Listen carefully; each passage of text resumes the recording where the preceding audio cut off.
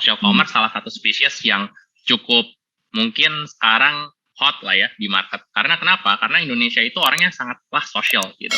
Dimana mereka bisa menggunakan social capital untuk bertransaksi dengan lingkungannya atau dengan tetangganya mereka. Jadi ini kenapa potensinya gede banget.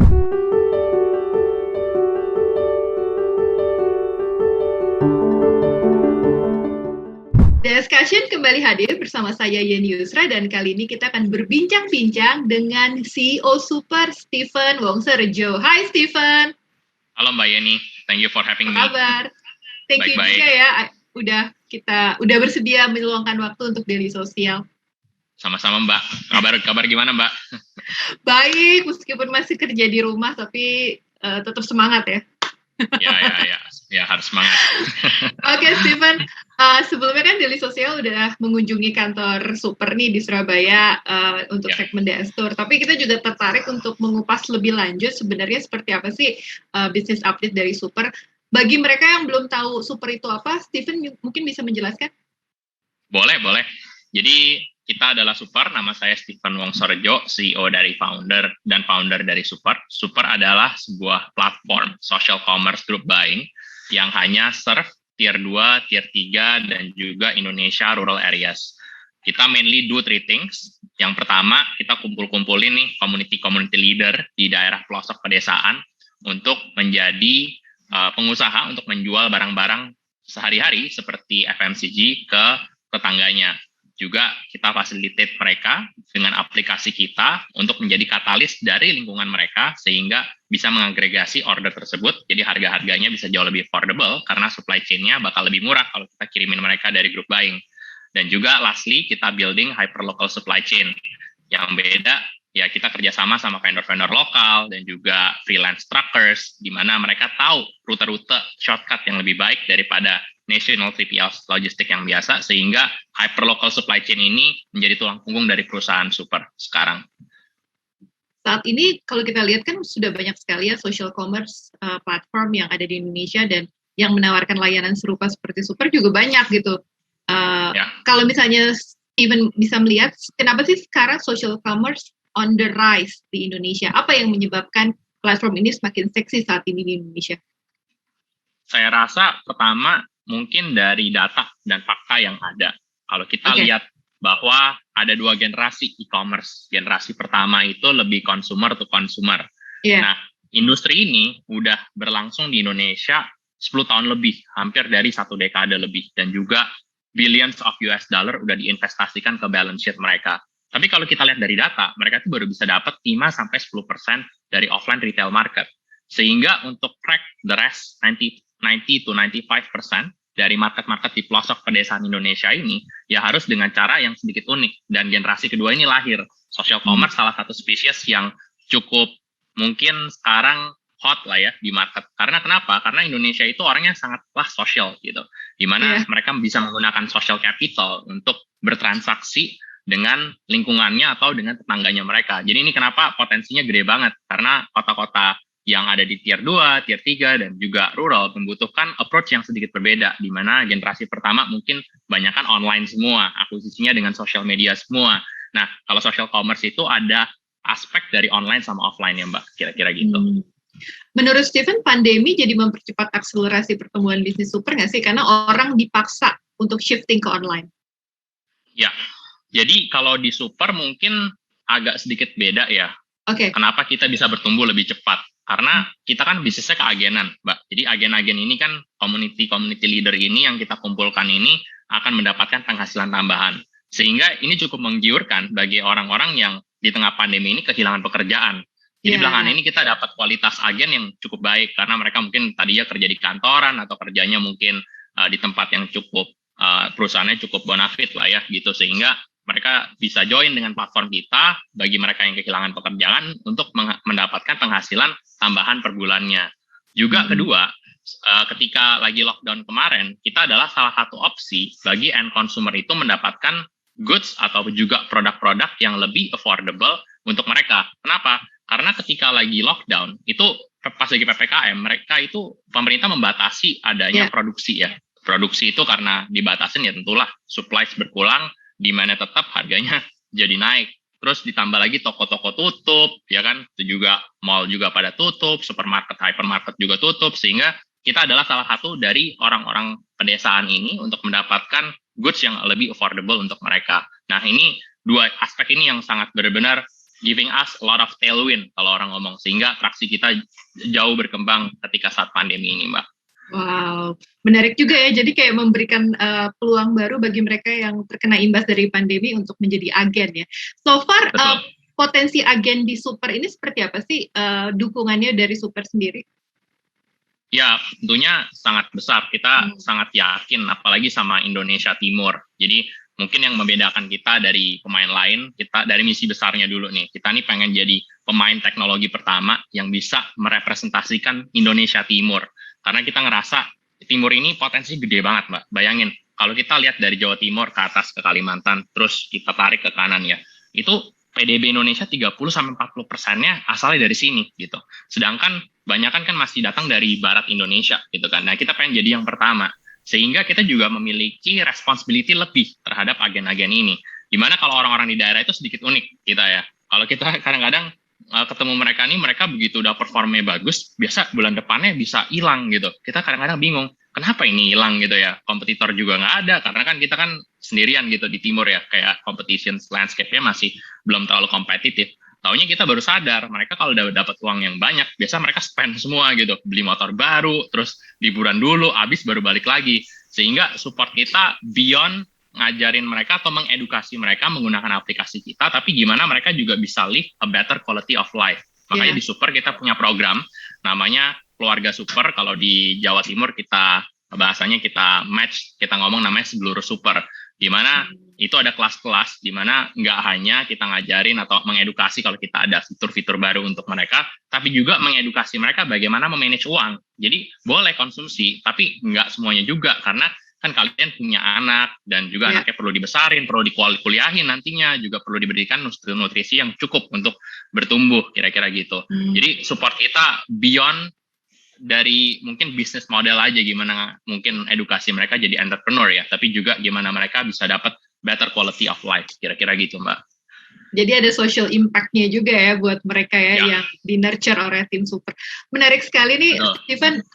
Tapi kalau kita lihat challenge-nya platform seperti Super ketika menyasar ke kota Tier 2 dan Tier 3 tuh selain masalah tadi ya, lokalisasi tadi, apa sih yang masih menjadi kendala? Dan menurut Steven, platform asing yang mencoba menawarkan layanan serupa lebih sulit nggak sih untuk menyasar Tier 2 dan Tier 3 dibandingkan platform lokal seperti Super? Ya, mungkin pertama saya jawab dari platform asing, terus challenge kita dan gimana cara kita tackle-nya lah ya, kira-kira gitu. Dari platform asing jelas sangat sulit. Kenapa? Ya kita lihat aja generasi pertama e-commerce, tadi udah saya sempat state kan, udah billion dollars of USD loh Mbak, itu banyak banget di balance sheet-nya mereka. Dan rata-rata mereka di-founded sama orang lokal, baru bisa kan mungkin mayoritas dari revenue-nya mereka atau GMV-nya mereka datangnya masih dari kota metropolitan city, which is Jakarta gitu. Jadi betapa niche dan sulitnya untuk mempenetrasi market Indonesia di kota Tier 2, Tier 3 sama rural. Kenapa? Karena gini, to extend further, challenge yang kita hadapin ketika kita masuk ke area, itu sebenarnya ada 3. Satu itu adalah PDKT dulu nih sama supplier. Nah, supplier yang kita biasa PDKT kan juga bukan yang kayak normal, yang gede-gede, yang kayak mungkin namanya udah multinational atau nationwide. Ini adalah supplier-supplier lokal yang underdog, yang nanti kita bantu untuk distribusin produknya sehingga mereka juga bisa berkembang. Dengan orang-orang seperti ini kan pertama harus building trust dulu, biasa ya kan? Building trust, MOQ-nya kita atau minimum order quantity-nya naik, baru dapat better deals. Jadi butuh waktu gitu untuk kayak kita bisa mendapatkan gross margin terbaik over time.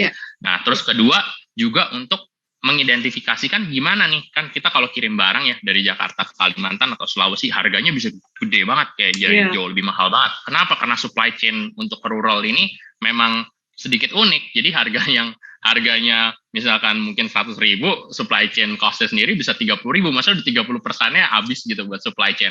Nah, ini yang kedua, ini kita biasa memiliki strategi untuk melakukan pendekatan lokal. Makanya tadi saya sempat mention hyperlocal supply chain. Nah, itu artinya apa? Kita sebenarnya kerjasama sama vendor-vendor lokal, yang vendor-vendor lokal ini nggak bisa kita cari di Google.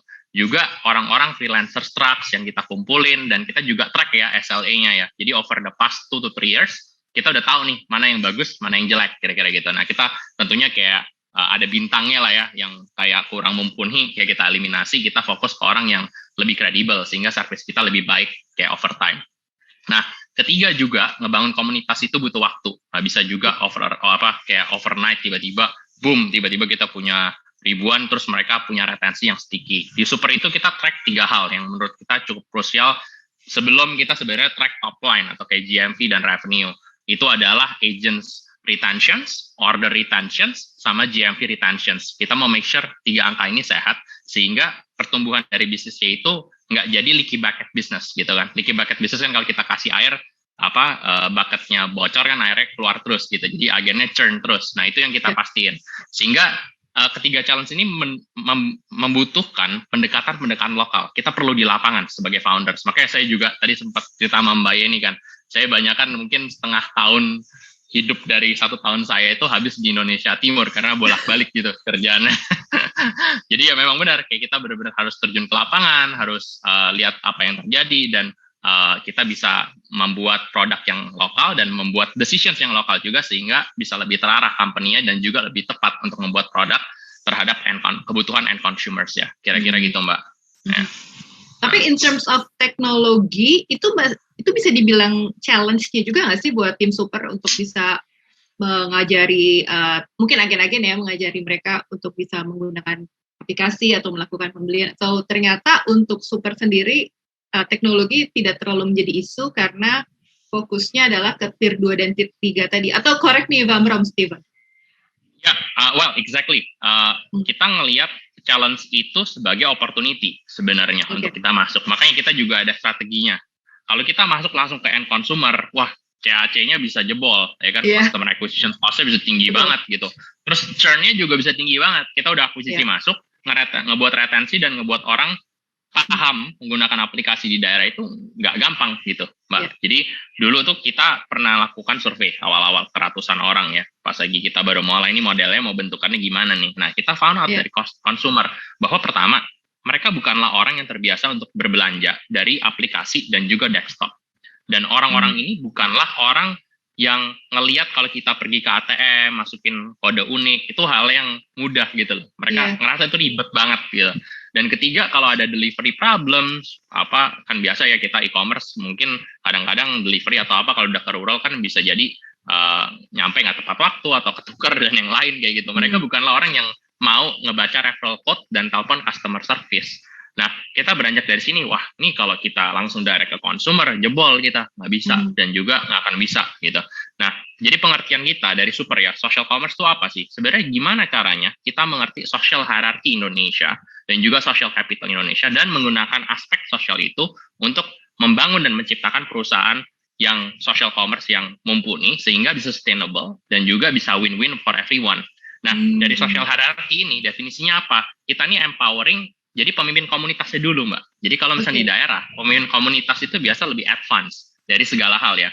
Mungkin mereka lebih ambisius, mereka bisa lebih digital savvy, dan juga yang lain, sehingga ngedukasi mereka jauh lebih mudah dibanding dari lingkungannya dulu nih.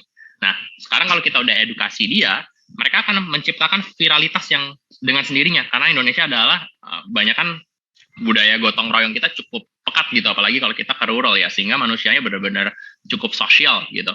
Nah, inilah yang kita lakukan untuk nge-crack Indonesia's market di second tier, third tier city sama rural. Dari challenge itu kita belajar bahwa oh ya, social commerce ini modal yang tepat. Kenapa? Karena dengan ini kita bisa memanfaatkan satu orang kayak super agent atau super people-nya within communities itu untuk memfasilitasi kebutuhan dari lingkungannya. Kira-kira gitu, Mbak. Menarik ya, karena kalau dari sudut pandang saya sebagai reporter jurnalis ya, platform seperti Super, social commerce gitu, banyak sekali mendapatkan perhatian dari investor. Artinya bisnisnya sudah tervalidasi dan kedepannya mungkin akan lebih berkembang lagi. From your point of view, from your personal experience, Steven, kedepannya social commerce akan seperti apa sih transformasinya? Apakah masih fokus ke tier 2, tier 3, rural, atau nanti beyond than that? Kalau saya yakin social commerce is going to be the next big thing, itu pasti. Itu akan wave-nya datang ke Indonesia. biasalah dari Tiongkok ke India terus Indonesia karena kita ada persamaan lah ya kira-kira gitu. Dan juga kalau saya lihat itu mungkin social commerce battlefield yang terjadi di tahun ini tuh mungkin mirip kayak e-commerce di tahun 2010 2011 mungkin waktu itu ya. Jadi orang-orang lagi mulai berlomba-lomba buat terus ya mungkin nanti ke depan ada yang beberapa yang dominan. Tapi sepenglihatan saya atau apa yang saya predict untuk mungkin beberapa tahun ke depan kita akan punya mungkin 3 sampai 4 dominant players di sektor ini. Dan itu terbagi dari spesies social commerce ya dan juga specialty-nya mereka gitu. Ada niche-nya. Di mana social commerce itu sendiri memiliki 3 spesies, Mbak. Jadi pertama itu social commerce-nya itu bentukannya kayak influencers model. Jadi influencers saya punya vlog, followers, mereka nge-vlog dan terus mengadvertise produknya mereka dan akhirnya followersnya mereka beli. Model yang kedua itu seperti Pinduoduo di Tiongkok, di mana semuanya terjadi online, tapi tetangganya tahu siapa yang belanja di grup itu, makanya terjadinya group buying. Dan spesies ketiga itu online to offline, seperti kita, kayak Super. Jadi ada agen yang menggunakan social capitalnya untuk stimulate group buying dari lingkungan-lingkungan yang mereka gitu. Nah ini ada 3 spesies yang nanti mungkin ada yang bagus di satu, ada yang lebih kuat di satu, dan juga sebaliknya. Juga social commerce ini memiliki distinctions nanti di SKU apa yang mereka kuat gitu. Ada yang fokusnya nanti agen yang mungkin lebih jualan kosmetik, mungkin lebih fashion, juga mungkin lebih ke fresh product dan juga FMCG seperti kita. Dan juga akan terbagi dari segi teritori. Ada yang mungkin lebih kuat, agak sedikit lebih di tengah kota kayak Jawa Barat mungkin, atau mungkin ada juga nanti yang di Jakarta, pinggiran Jakarta, atau juga ada dari Indonesia Timur yang kayak kita. Karena kita kalau pergi ya ke area gitu yang PDB per kapitanya di bawah 5.000 sama PDB per kapita di atas 5.000 itu udah bentukan behavior orangnya jauh banget bedanya. Nah ini yang akan memberikan niche untuk industri ini untuk berkembang ke depannya. Dan I do believe that there is no such thing as winners gonna take all in this market. Kira-kira gitu Mbak. Ya. Jadi pie-nya masih besar banget ya? Besar banget. Kita lihat aja kan 1 triliun ekonomi Indonesia, masa 60%-nya di drive sama private consumption. Mana mungkin ada company yang bisa dapat semuanya gitu kan. Menarik Steven, karena tadi yang dijelaskan oleh Steven adalah fakta yang memang saya temui di liputan gitu, sebagai ketika kita mendapatkan informasi ada startup baru, social commerce based on influencer, yang tadi Stephen bilang itu benar, ternyata di Indonesia tuh sekarang sudah ada semua, tapi benar juga yang Stephen bilang, the battle is still going on ya, dan kita tunggu aja siapa nanti yang 1, 2, 3 players yang akan bisa bersaing, dan semoga Super salah satunya ya. Amin dong. Pengen jadi yang nomor 1 kita kalau bisa. Tapi buat Super sendiri, what next nih?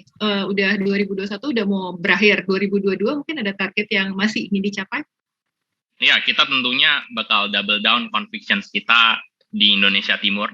Mungkin sekarang kan kita baru napakin langkah pertama kita ke Sulawesi Selatan. Jadi ya tentunya di tahun-tahun ke depan kita akan fokus terus di timur Indonesia ya, masih ada Bali, NTT, NTB, Sulawesi Tenggara, dan juga nanti sampai akhirnya ke ujung lah. Kalau kita ngomongnya dari Jawa Timur sampai Merauke gitu, tuh misi kita ke depan sih.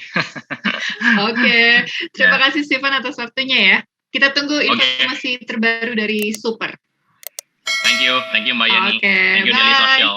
Ya, bye.